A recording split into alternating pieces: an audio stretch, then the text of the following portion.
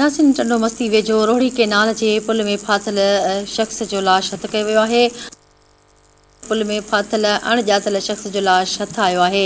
इतलाह ते पुलिस पहुची लाश खे वाह मां कढाए इस्पताल मुंतक़िल करे छॾियो आहे।